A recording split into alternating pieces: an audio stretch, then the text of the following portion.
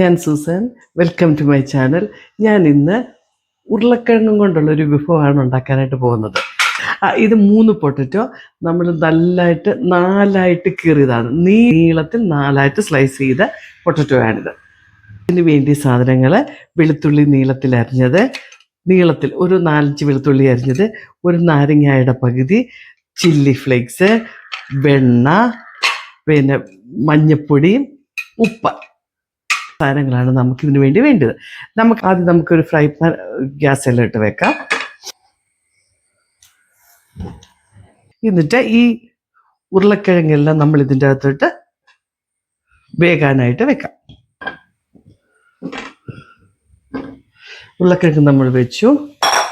ഇതിനൊക്കെ ഉള്ള വെള്ളം ഒഴിക്കണം. ഇത് വേകാനുള്ള വെള്ളം ഒഴിക്കണം.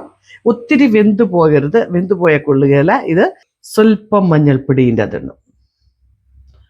ഇച്ചിരി മഞ്ഞൾപ്പൊടി ഇട്ടു, ആവശ്യത്തിനുള്ള ഉപ്പിട്ടു, ഇച്ചിരി പിന്നെ വെളുത്തുള്ളി അല്ലി, ഒരു 3-4 വെളുത്തുള്ളി നീളത്തിൽ മുറിച്ചതാണിത്. ഇനി ഒരു നാരങ്ങയുടെ പകുതി പിഴിഞ്ഞൊഴിച്ചിട്ട്, എന്നിട്ട് ഈ നാരങ്ങയുടെ തോടും കൂടി ഇതിൻ്റെ അകത്തോട്ട് ഇട്ടേക്കണം. ഇത്രയും നല്ലതായിട്ടൊന്ന് വെന്തെടുക്കണം. ഈ പിന്നെ പൊട്ടറ്റോ ഒത്തിരി വെന്ത് പോകാതെ നമുക്ക് വേവിച്ചെടുക്കാം.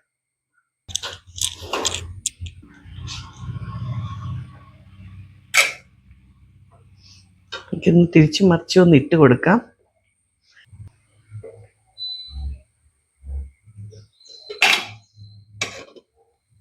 നമ്മുടെ ഉരുളക്കിഴങ്ങ് വെന്തോന്ന് നമുക്കൊന്ന് നോക്കാം. നല്ലതായിട്ട് വെന്തിട്ടുണ്ട്. ഇതിൻ്റെ ബാക്കി വെള്ളം നമുക്ക് ഊറ്റിക്കളഞ്ഞും വെച്ച് ഈ നാരങ്ങയുടെ തോടും നമ്മളും കളയണം. നമുക്കതൊന്ന് ഗ്യാസ് ഓഫ് ചെയ്തു നമുക്കതൊന്ന് ഊറ്റിക്കളഞ്ഞും വെച്ച് വരാം. ഇനി നമ്മളിതൊന്ന് ഫ്രൈ ചെയ്തെടുക്കാൻ വേണ്ടി നമ്മൾ വേറെ പാൻ അങ്ങോട്ട് വെക്കുന്നു, കത്തിക്കുന്നു. ഇതിൻ്റെ വെള്ളം ഒന്ന് പറ്റട്ടെ. വെള്ളം പറ്റി. ഇനി നമുക്ക് ഇച്ചിരി വെണ്ണ, ഒലിവ് ഓയിലോ വെണ്ണയോ നമുക്കിതിൻ്റെ അകത്ത് ചേർക്കാം. ഇതൊന്ന് ചെറുതായിട്ടൊന്ന് ഫ്രൈ ചെയ്യാൻ വേണ്ടിയാണ്. ഞാൻ വെണ്ണ എടുക്കുവാണ്. നമുക്ക് ഒലിവ് ഓയിൽ വേണമെങ്കിലും ഇതിൻ്റെ അകത്ത് ചേർക്കാം. എന്നിട്ട് ഈ പൊട്ടറ്റോ, ഈ വെന്ത പൊട്ടറ്റോ നമുക്കിതിൻ്റെ അകത്തോട്ട് ഇടാം. ഈ വെളുത്തുള്ളി ഇവിടെ ഇതിൻ്റെ അകത്തോട്ട് ഇടണം. നമുക്ക് അത് വേകാൻ ആവശ്യത്തിനുള്ള വെണ്ണ അതിൻ്റെ അകത്ത് ഒഴിക്കണം.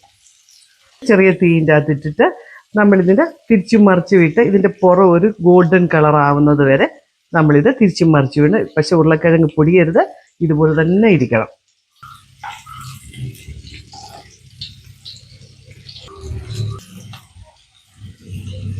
ഓരോ സൈഡും നമ്മൾ തിരിച്ചും മറിച്ച് ഇട്ട് കൊടുക്കണം.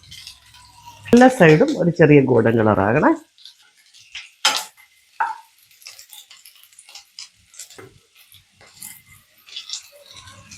ഇനി നമുക്ക് ഇച്ചിരി ചില്ലി ഫ്ലെക്സ് നമുക്കൊരു എരിക്ക് വേണ്ടി ഒരു സ്വല്പം ഇതിൻ്റെ മണ്ടയ്ക്കോട്ട് ഇട്ട് കൊടുക്കും. എത്ര എരി നമുക്ക് വേണോ എരിയുടെ അനുസരിച്ച് നമുക്കിതിൻ്റെ മണ്ടയ്ക്ക് ഇട്ട് കൊടുക്കും. എരി കൂടുതൽ വേണ്ടിയവർ കൂടുതൽ ഇട്ടോണേ. ഇതിൻ്റെ വെളുത്തുള്ളി ഇട്ടേക്കുന്നത് നല്ലതായിട്ട് മുരിഞ്ഞിട്ടുണ്ട്. ഇനി നമുക്കിതൊരു പ്ലേറ്റിലോട്ട് മാറ്റാം.